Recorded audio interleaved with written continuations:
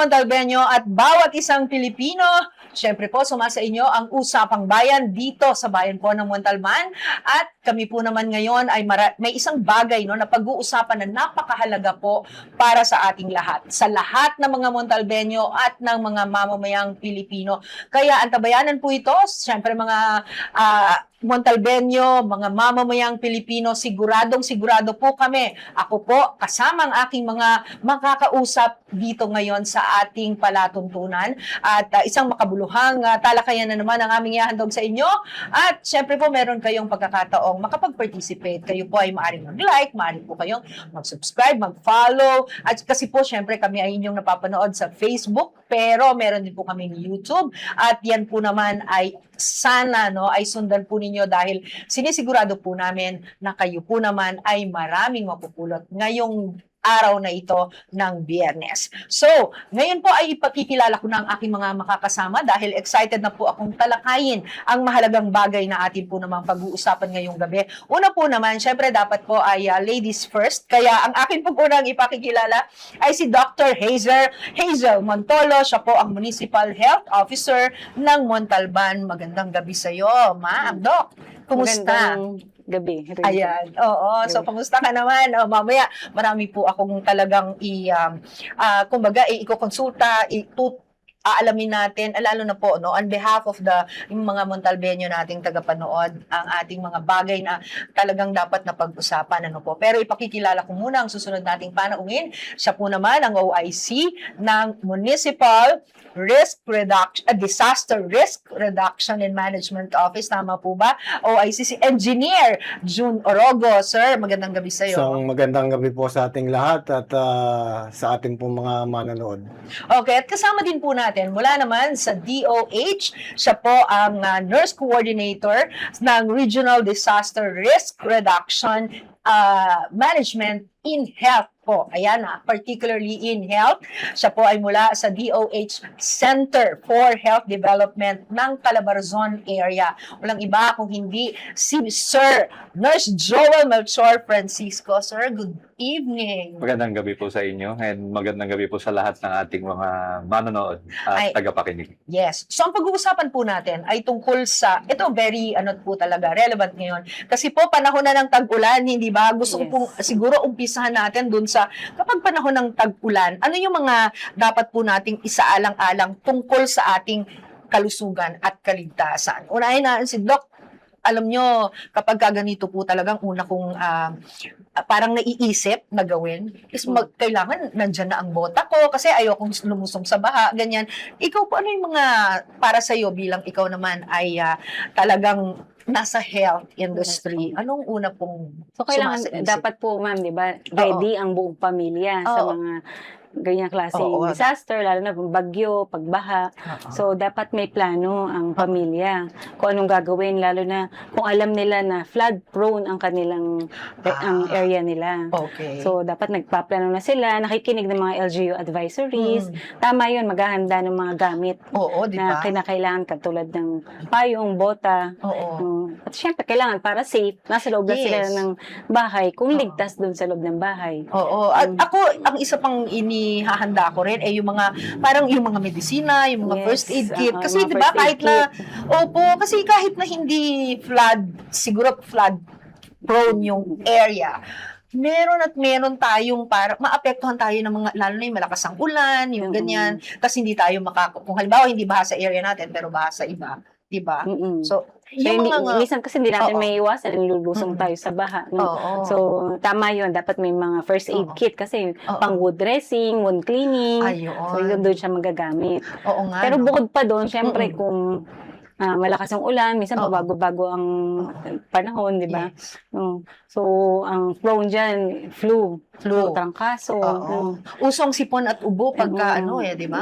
Kapag talagang tag-ulan na, pag tag-ulan, syempre hindi lang flu Mga diarrhea, yan. Dahil na contaminate yung tubig. Oo. dengue, saka leptospirosis. Ayun. Ako, yung tatlong yun palang nakakatakot na. So, dapat talaga paghandaan natin, ano. Ang Calabarzon area ay, syempre, may mga paalala din yan sila. Syempre po, yung mga Nurse Joel, yung mga, anong mga talagang usually pinapaalala ninyo or pinahahanda ninyo bago pa dumating ang anuman sigurong bagyo, kaya any disaster. Unang-una po, ang DOH Calabarzon, particularly yung unit po namin, yung Regional Disaster Risk Reduction and Management in Health is patuloy po yung pakikipagtulungan namin sa mga LGUs katulad po sa opisina ni Dr. Hazel. We want to ensure na yung kanila pong plano kapag talaga naman pong nandiyan na po yung crisis or yung delubyo, katulad nga po nitong pagbabagyo, handa po yung kanilang komunidad para na sa ganun, yung mga serbisyong pang-medical ay maibigay po natin if in case magkaroon po ng tinatawag na paglikas mula sa kanilang mga bahay at kung sakaling sila po ay maipon dun sa itinalagang mga evacuation center. Meron po kasi mga pagkakataon na tulad nga po nung sabi ni Doc Hazel kanina, madalas po yung tubo, madalas po yung sipon, yung trangkaso. So gusto po nating in the event na nandoon na po sila, is mai-provide kaagad yung mga serbisyong medical para na sa ganun, hindi na po kakalat yung sakit doon po sa loob ng evacuation center at hindi rin po madadama yung tinatawag natin mga vulnerable na population. Oo, kasi may mga iba, hindi kumbaga nakakalimutan nila yung mga paghahanda kung minsan, no? Kapag ka nandyan na, uy, may nilalagnat na sa bahay at saka palang naalala na, saan tayo bibili ng gamot, ano? Siguro mahalaga na, Naka-ready na sa loob ng oo, bahay. laging ready. Ang first aid talaga dapat maging bahagi yan ng ating paghahanda. Katulad syempre naman inihahanda din natin sa pagkapanahon ng krisis, ng tag-ulan, lalo na at kung anumang mga sakuna, ganyan, kailangan din natin yung mga paghahanda. Engineer June kasi, madalas po kapag binabaha ang area, marami tayong yung mga kababayan na parang umaakyat sa bubong na at saka palang nakakaisip na lumikas o kaya maghanda, hindi ba? So dapat magkaroon tayo ng kumbaga maging bago pa lang dumating 'yon, isama na natin yung sa ating disiplina yung mga siguro paghahanda muna, no? And ano pa po ba ang pwedeng gawin bago para makaiwas din na makaranas ng disaster, Engineer June? Sa amin naman po, Oo. Mga paalala niyo. unang-una, bago po dumating ang halimbawa, itong may bagyo, Oo. nagkakaroon po kami ng pre-disaster risk assessment ng council. So, doon po pinag-uusapan namin kung anong pwedeng mangyari, kung anong dapat namin gawin. So, bago pa lang po dumating yung bagyo, nagbibigay na po kami ng advisory na pinaalalahanan po namin ang taong bayan na may parating nga pong bagyo. So, sa oras naman po na may bagyo na, may monitor po kami sa aming opisina, nakikita naman po namin yung level ng tubig. So, meron po kaming tinatawag na critical na level na preemptive evacuation. So, bago pa lang po siya dumating doon sa level na yon, kailangan yung critical, pong, parang critical na level na po yun. Hindi po ba parang late na yun? Hindi po, meron pong critical in a sense na preemptive evacuation. Yun nga po, dapat So, bago po siya mga 3 hours bago sa estimate namin, dumating siya ron sa level na yon, tinatawagan na po namin si Mayor. Pinapaalam na po namin sa kanya yung sitwasyon na i-recommend na po namin sa kanya na magkaroon na ng preemptive. Okay. At yan po, yung sinasabi na yan ni Mayor na syempre bago po, ang advice po na yan, kahit po siguro wala ang bagyo, matagal nang pinaalala yan lagi po yung ipinaalala. At kasama po yan sa disiplina ng mga Montalbenyo talaga. Yung pagiging disiplinado ng Montalbenyo, kasama po dun sa mga krisis na ina-anticipate natin sa pagbaha, hindi po ba? Kasi kapag dumating pa lang pagkadadating pa lang at saka tayo maghahanda, parang hindi po ba, Nurse Joel, parang para sa'yo, too late na yun, di ba? Yung gano'n. Oo. Tama po. Dapat, sa region po kasi natin, according po sa pag-asa, karaniwan po sa loob ng isang taon, mga 26 hanggang 30 na bagyo Oo. po yung dumadaan Alam sa na atin. natin agad Sa buong yun. Pilipinas po yan. Right. Pagkatapos, Oo. sa region po natin, siguro po mga 6 hanggang 9, and then for Montalban, hindi po ako ganun kasigurado, but I guess mga 2, 3, or 4 po dyan, yung nagkakaroon ng significant na effect. Kaya po yung Oo. mga tao, yung mga mamamayan dito ay lumilikas. So, supposedly, kung yan po ay talagang nangyayari Oo. taon-taon, then Oo. definitely dapat meron na pong muscle memory yung mga tao na kapag Oo. meron pong anunsyo ang MDRRM, Mm-mm. pagkatapos meron din pong anunsyong pangkalusugan ng Municipal Health Office, dapat po lahat ng tao Mm-mm. ay makikibahagi at susunod dun po sa kanilang mga sinasabi dahil hindi naman po sila mapupunta sa, hindi naman po ito, para po ito sa kapakanan po nila at That's kaligtasan. true. Oo. Yes po, Doc kasi- Hazel, oo, yun. Sinasabi Speaking mo. of disiplinado Oo. po kasi, di ba, Oo. ang paghahanda kasi para sa disaster o yung mga Yes. parating na pagbagyo or pagbaha, hindi lang po yung responsibility ng LGU. Yes. So, dapat talaga Oo. tulong-tulong lahat ng buong community. Totoo, Kasama na no? dyan mga barangay, Oo. schools, Oo. or Tsaka bawat pamilya. That's So, true dapat kasi yung handa. katulad ng sinasabi nga ni Sir Joel, no, na alam na natin kung kailan Alam na, nag-uulan, oo. di mo ba? Kayo po ba, ilang taon na po ba kayong kumbaga ay Municipal Health Officer ng Montalban? 2021 ako nag-start. Oo. Oo. So, magpo 5 years. 5 Pero years. Oo. nandito na ako sa Municipal Health Napakabata Office mo ng pa. 9 years. Oo, 9 years. Oo, so 21 ka na. Nag-compute ako, naalala ko pa. Sige, anyway. So, syempre, yan ang lagi niyong paalala, no? Kaya siguro, at ang paalala naman kasi, hindi pag panahon ng tag-ulan, hindi ba? Kasi all year round, nagpapaalala Yes. ng pagiging disiplinado ang ating mayor. So, dapat nandyan na yan sa puso natin. Kumbaga, ay nakatanim na yan. So, alam na natin pag ang mga lugar, ikaw ba, Sir Jun, mga anong buwan, kasi di ba ang tag-ulan nagsa-start ngayon, nag-start po, na opo, June, opo. July na tayo ngayon. So, kumbaga nung June pa lang nag-uulan na, tama? Opo, ang Nang paalala ginagawa naman po kayo ng agad. Oo. aming departamento, Oo. mga ganyang panahon, inaayos na po namin yung aming mga gamit o Ayun. yung oo. katulad ng mga bangka, yung mga Yes. lubid, yung mga rescue vehicle namin. Sinisiguro po namin na nasa kondisyon sila na anytime pwede namin gamitin. Oo. Iyan talaga, ang mga disiplinadong Montalbenyo na naghahanda, no, na handang tumulong, magbigay ng assistance sa ating mga Montalbenyo, no. Pero, syempre, dapat bawat Montalbenyo, ready na rin. I'm sure naman, alam na nila din po yan, Sa no? ngayon po, natutuwa nga po kami at nagpapasalamat dahil dati po, preemptive, tapos post evacuation, walang kumikilos. Talaga? Unlike po ngayon, na hindi pa man kami nag-declare ng preemptive evacuation, yung iba po Nakaabang na. nakalikas na. Ay, wow! Nakalikas na po sila. Oo! Kasi po, ang pinapakiusap nga lang din po namin sa ating mga kababayan, sumunod po sana sila sa advisory na pag nagsabi po kami ng preemptive, sana po sumunod na sila dahil Agad. napakahirap po para sa amin at sa kanila rin na kung kailan madilim na, mataas na yung tubig, Yes. at saka pa po mag-evacuate. Napakahirap po nun at medyo na po sa kaligtasan nila at ng Yun. responder natin. Oo. Malalagay na po sa alanganin yung safety ng tao at saka ng Oo responder nga, natin. may hirapan na Oo, hindi lang sila mismo, kung hindi, kayo din naman, hindi ba? Pero pagka, halimbawa, nandun na sila sa mga evacuation, I'm just wondering, kayo po, Sir Joel, you also parang monitor kung nasa yung mga area na ito, para nang sa ganun ay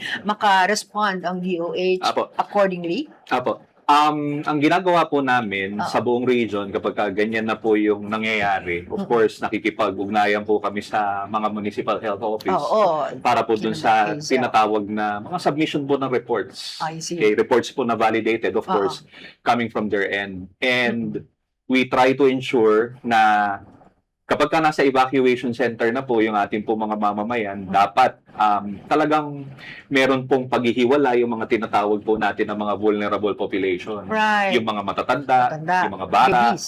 yung mga Buntis. buntis, yung mga nagpapasuso, yung mga tao po na merong mga comorbidities kasi sila po yung may Right. mga special needs. And PWDs, no? Apo PWDs. As much as possible, meron po silang nakatalaga dapat na lugar kung saan po natin sila matatagpuan at nakahiwalay po sila dun sa, ideally, dun sa populasyon po na katulad natin na entirely healthy. And then, we assure that yung pangangailangan po pagdating po sa sa tubig, Yes. sa pagkain, Mm. kung meron man pong serbisyong medikal na kinakailangan dahil nga po sila ay lumikas at malamig po yung panahon, That's and then true.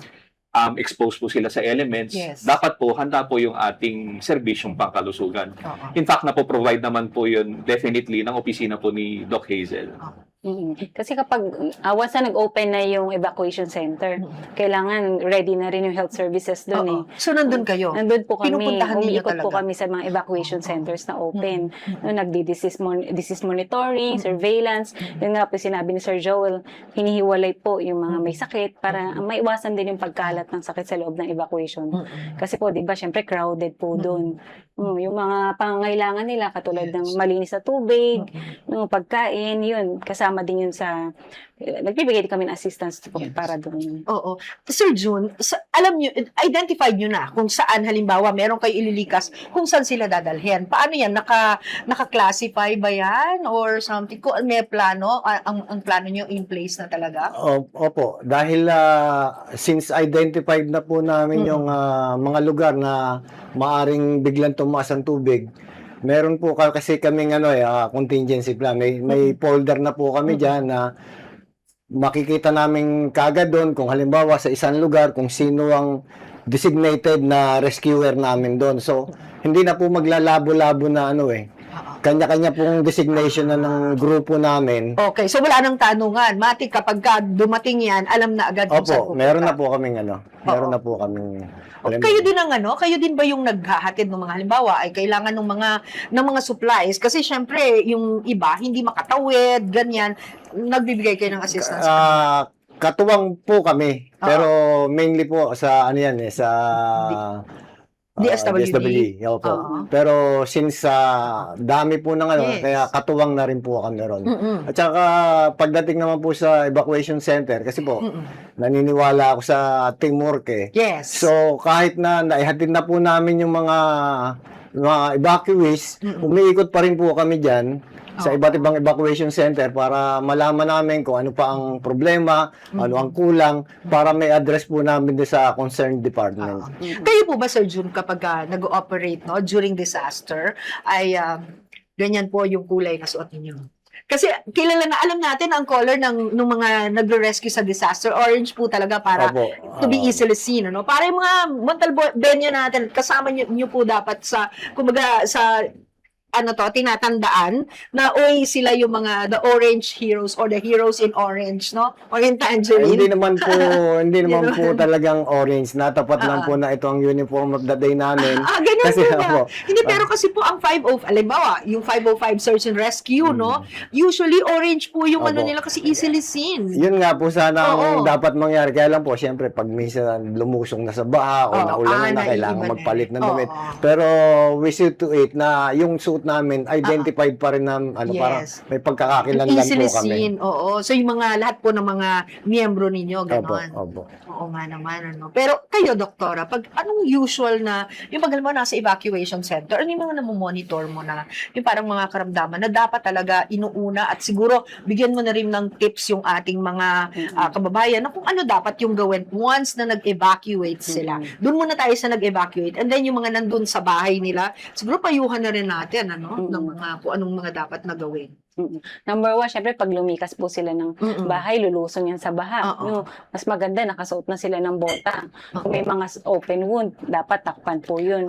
Pero minsan naman kasi, hindi naman available lagi yung bota sa bahay. So, wala silang choice, no? Lulusong at lulusong sila sa baha. Pagkatapos po nun, kailangan mag-wash talaga sila gamit ang sabon sa katubig. No, kung kinakailangan, uminom sila ng post-exposure prophylaxis. May gamot po kami na pinamimigay. Pag umikot kami ng evacuation center, dala po namin yun. I see. Galing din po sa DOH. Ang DOH po ba nagpo-provide din, Sir Julian? Yes. There are instances po na kapag nag-request po yung opisina dito Hazel and yung iba pong mga LGUs within our region, meron naman po kami mga available na mga gamit din po, mga gamot sa opisina which sinishare din naman po namin yun sa kanila definitely as a form of augmentation. Yes. Pero ang LGU is ready din po. Nagpo-procure po tayo. Talaga? So, kasama yun sa Additional po, nagbibigay, malaking tulong po yung bigay ng DOH. Yes. So, yan talaga kasi pag panahon ng disaster, dapat talaga lahat tayo, kumikilos talaga, no? So, ngayon kasi, July, sabi nga nila meron tayong, kung may El Nino, may La Nina din daw po. So parang ine-expect nila na marami talaga tayo, siguro mas malakas sa mga bagyo, no, na maari nating danasin. Pero yung mga halimbawa, mga hindi naman binabaha, pero let's say yung mga pagdating dun sa supply na na kumbaga kinakailangan nila kasi syempre hindi makalabas, ganon. So ano po yung mga provide din namin yun, ma'am. Pinoprovide din ninyo. Kasi after po namin umikot sa evacuation, dala-dala po namin yung mga gamot, hygiene kits, pati vaccines. No, kasi prone po sila sa mga animal bite. That's right. Kapag po lumilikas din. After po noon, sa mga community naman po, pupunta po kami sa mga bahayan. Umiikot po yung mga DOH nurses natin, yung mga LGU hired nurses sa midwives natin. Namimigay po ng gamot, yung post-exposure prophylaxis nga po against leptospirosis. Nag-health education, health promotion, yung kung paano maglinis, paano ma-prevent ang dengue. So yun po, nagba-vaccination din kami.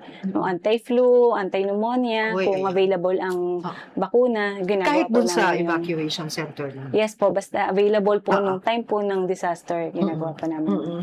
Sir June, kasi 'di ba pagka lumilikas po tayo, may mga iba na anong pinapaalala ba ninyo na dalhin kasi ako pag halimbawa ako kasama ako sa evacuate. Ang dadalhin ko syempre mga dokumento. Pero ano nga po ba yung mga dapat na dokumento kasing akin tsaka syempre yung cash ganyan kasi ang paalala po namin sa mga magsisilikas, yung mga importanteng dokumento po, mga alahas o kung pera man, ilagay lang po nila sa isang lalagyan na kahit mabasa ay hindi maapektuhan, na hindi masisira. That's true. Para isang buhat lang po kasi pag sinabi po nating emergency, kailangan niya mabilisan na kilos natin. Alam nila dapat kung saan nila kukunin, pero ngayon pa lang dapat po nakasecure na siya para anytime pwedeng lang bitbitin.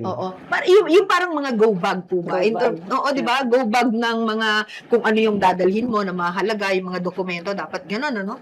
Yung parang nandiyan na, accessible na, o sige, isahang tawag, pag nagtawag sina surgeon, ang LGU ng preemptive evacuation, parang madali na lang bitbitin, di ba? In terms of ano po, yung sa health, yung mga may mga karamdaman, ano-ano dapat ang kanilang mga inihahanda? Kung ako po tatanungin ninyo kung ano po ang laman ng aking go bag. Ay, ayan, meron di ba? Ako po ay nagme-maintenance medications na eh. So definitely yun po yung primary na nandoon. Pangalawa po is yung damit na gagamitin ko for at least 3 to 7 days kung ako po ay lilikas. I see. Meron din pong laman na tubig yun. Meron pong mga easy to, tawag niyo po dito, yung mga pagkain yung na... pantawid gutom. Pantawid gutom. Karaniwan po dyan, mga chocolates para at least high in sugar. Biscuits, no? Biscuits, yes po. And then, toiletries. Yung mga documents ko po, yung binabanggit ni Sir June, I make it a point na yun po ay nakascan na yun, then sinesend ko na po sa aking email para nasa ganon, hindi ko na po siya iisipin. Yun po yung sa akin, yun po yung take ko doon. But personally, ang go bag po kasi is hindi po yan, parang yung go bag ko, definitely, kaiba po kay Sir June, kaiba po kay Doc Hazel, dahil meron po kami mga iba't ibang pangangailangan. That's true. Cash as well. Kailangan po natin ng pera kapag tayo po ay lumilikas. And hopefully, kapag tayo po ay nasa lansangan na, of course, regulated din po yung mga prices ng mga basic commodities that we need to have and we need to consume. Ay, pero alam mo, sana ang mga Montalbeño hindi magkaroon ng problema sa ganyan, no? Kasi, syempre, pag disiplinado ka, meron kang concern sa yung kapwa, huwag mananamantala. Sir Jun, nakakakita ka rin ba na yung parang, merong mga nananamantala nagtataas ng presyo. Huwag ganon. Kasi part of being a disciplined individual ay yung pagpapakita din ng concern, di ba? Yes po. So, dapat meron, sa inyo po, ano ang mga pinapaalala nyo? Ay, kasi hindi ba dapat yung mga iba, halimbawa, merong attach sila sa isang bagay. Na yung mga iba kasi, hindi sila makakaalis. Kailangan dalhin ko po itong attache case na puno ng kung ano yung mga pag-aari nila na talagang parang sabihin na natin na pwede namang itabi rin sa bahay. Yung mabibigat po ba, tapos kaya naka-backpack ng mabigat. Nagiging hindrance po ba yun ng paglikas? Yes po, ma'am. Oo. Kaya lang, sinasabi rin po namin sa kanila na mas mahalaga yung buhay kaysa sa bagay Yun. na yan. Yun nga. Kasi habang nabubuhay po tayo, pwede pa rin natin ma-acquire yung mga ganung bagay. Pero I agree. pag wala na rin buhay, wala nang pag-asa talaga na. Ano. Oo nga, kasi may mga iba po talagang Hindi nila mabitaw-bitawan, nila maiwanan. yung attachment. So, ang mga pinaka-basic lang talaga yun nga, yung mga bagay, yung nabanggit yung Medication. tubag, ano. Pero, Doc Hazel, ikaw, yung mga medicine din? So, Mga ganyan? ang laman ng first aid kits. lalo na yung first aid kit.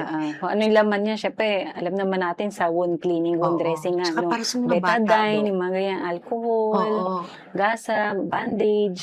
O, para So, sa mga bata, paracetamol. Minsan Yes. nilalagdat na yun paggabi. Oo. No, dahil ngayon sa panahon. Mm-mm. So, dapat ready sila dun. Oo. So, advisable po ba na halimbawa maghanda sila ng mga, halimbawa, ngayon dahil June na o July, tapos Agosto, yan talaga hanggang September, October, and even November, di po ba, Sir Joel? Minsan umaabot ng ganon. Dapat meron na talaga ngayon pa lang bago pa dumating ang bagyo, tama ba? Dapat Nandun na. ready na.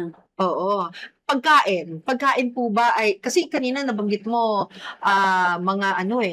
yung patawid gutom po. Pero iba po ang kaso pag meron kang yung senior citizen at saka yung mga bata, di po ba? Totoo po yan. Oo. Kumbaga, iba po yung preparation for them. Yes. Definitely. Correct. Yung mga gamot, yung mga pagkain, definitely, ano po yan, syempre, meron pong particular na pwede lang para sa kanila, which magiging challenge po yan sa bawat pamilya. So, maging particular na lang din po tayo, tingnan natin yung mga expiry dates kasi baka Ayun. matagal na siyang Paalala nakastore. po, ha? Apo, matagal na siyang nakastore, pagkatapos nandoon na siya sa bag, and then parang yung purpose po kasi talaga ng go bag is go bag.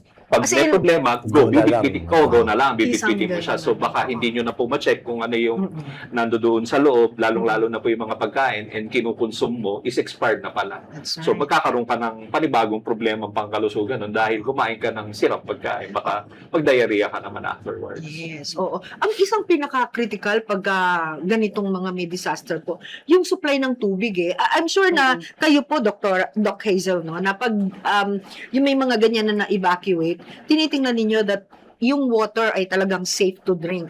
Yeah. Kami po, Mga ganun. lalabas po kami ng LGU Health Advisories Oo. na dapat i-check po nila talaga kung malinis sa Oo. kaligtas po yung iniinom nilang tubig. Oo. Basta po may access naman sila sa safe water, Mm-mm. so nagbibigay naman po kami ng mga jerrycans, mga lalagyanan ng tubig sa talaga. mga evacuation center. I see. Opo. Kung wala naman po, Mm-mm. consume muna nila yung mga bottled waters muna, unahin nila. Oo. Kapag hindi talaga sigurado, pakuluan muna yung tubig. Yun yung mga tips po. Kaya dapat talaga tama yun na yung go bag mo may kasamang tubig. Yes po. Yung kahit lalo na pagka may bata kang kasama, no? Mm. Oo. Sir June, kasi yung una, no, kapag ka po kasi nag-evacuate kayo, no, kasama ang buong pamilya, ganyan. Paano yung mga may special needs? Paano po ninyo sila inaalalayan? Inuuna po namin yan, yung mga Priority sila. Disabled, mga may disability. Inuuna po namin yan. Binibigyan po namin ng priority yan, tsaka yung mga buntis, tsaka yung mga bata. Yan po ang priority sa list namin na inuuna namin talaga. Pero engineer, yung yung mga pupuntahan ngayon talagang na-identify nyo na may mga, kumbaga, alam din ng mga Montalbenyo na kung nasaan po yung mga area na Alam yun. na po niya, alam na po nila sa ilang beses na pong nagkaroon ng evacuation dito, kabisado na po nila kung saan pupunta at alam pag ni-rescue po namin sila, alam na po rin namin kung saan namin sila dadalhin. Okay, so at yung syempre pagdating doon po sa yung area naman na parang ang kaligtasan nila o kalinisan ng area, alam na po nila, like, syempre ang palikuran ng unang I'm sorry, papaalala ni Doc Hazel and ni Sir Joel yon, mahalaga talaga po yon. Yun po alam na rin po nila na kung ano ang kanilang mga gagawin. Opo. Saan at kumbaga nandun na po yon sa evacuation. Nandun na po. Oo. Nandun na po yun. Nagpo-provide ba kayo yung parang yung mga portalets ganyan? Meron din po. Oh. Yung, kasi Ang po, LGU natin. opo, ready sa meron po ganun. kami. Meron po Oo, kami oo, na oo. ipo-provide pag Oo. kailangan nila. Dahil Oo. meron nga pong evacuation center na halimbawa yung basketball court Mm-mm. na ginagawang evacuation area, wala pong mga ganyang gamit. Nagre-request po sila, so nakakapag-provide naman po kami. Okay. Okay, so siguro bago tayo magtapos, no, maghingi kami magbibigay tayo ng mensahe para sa ating mga Montalbeño at sa bawat mamamayang Pilipino tungkol sa kung ano ba dapat at talaga i-remind lang natin sila ano ang mga dapat nating gawin na paghahanda bago, habang nangyayari at pagkatapos ng isang bagyo or any disaster. Unahin natin si Doc Hazel.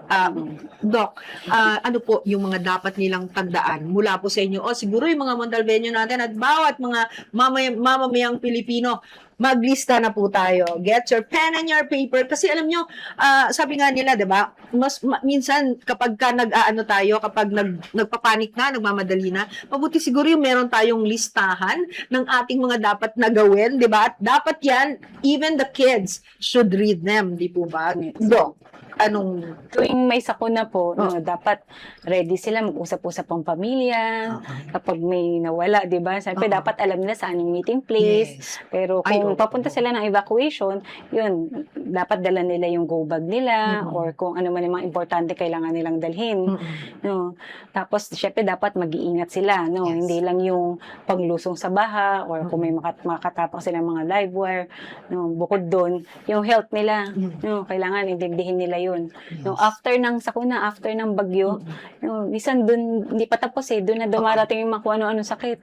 Actually, totoo na Kaya yan. binabantayan na namin dyan yung mga diarrhea, leptospirosis, dengue, katulad mga nabanggit ko kanina. So, dapat handa din sila doon. So, paano sila magiging handa doon?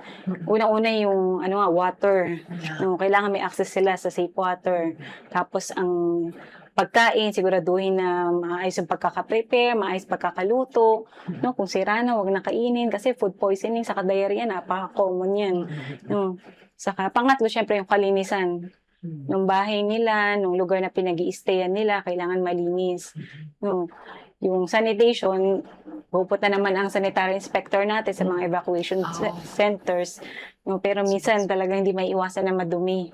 No, so, Kailangan mag-practice. Bawat na, isa, kailangan po yan talaga disiplina na kahit saan tayo nandun, panatilihin po natin na malinis yung kapaligiran. Yes, No? Bilang disiplina natin yan sa ating mga sarili na rin talaga.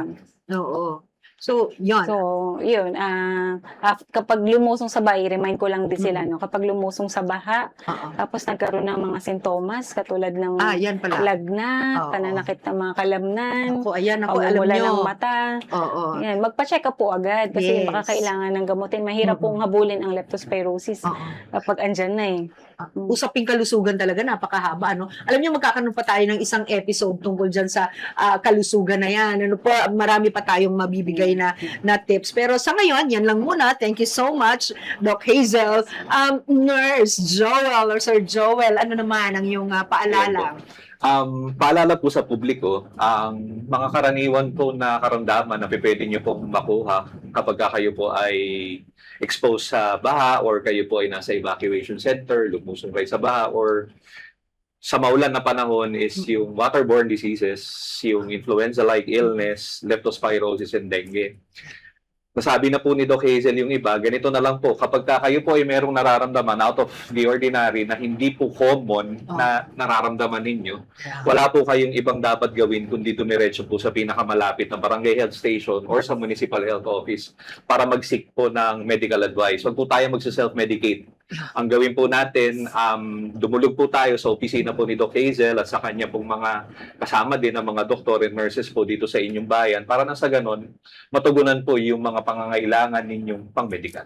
Okay.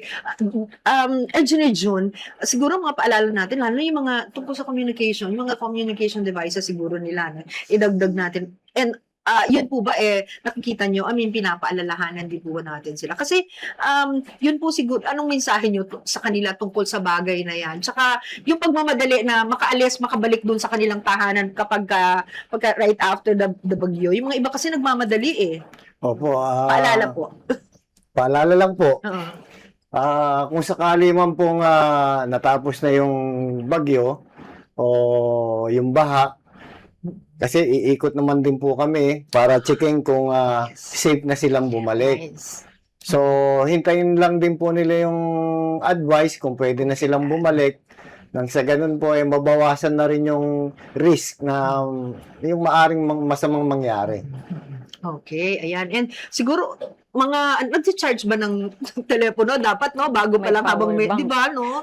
Doktora, Yes, ano yan eh, mahalagang, bagay na dapat nating Nakapag-charge na ng emergency Oo. light, Yes. ng cellphone, Paano kasi pag nag-brown out, di saka ba? power bank, Oo. dapat lagi nang may dala. Oo, ayun. May kasamang charger yung GoBag. Na-curious lang ako, Sir Joel, na may mga ganon. Naka-power bank na naka-charge na. Supposedly, kasama Oo. din po sa mga flashlights, mga Oh, extra batteries. yes. Oo, Ngayon po, meron na yung mga rechargeable na mga fans eh. Kailangan din po that's natin right. yan sa evacuation Oo. center dahil maalinsangan at medyo mainit po.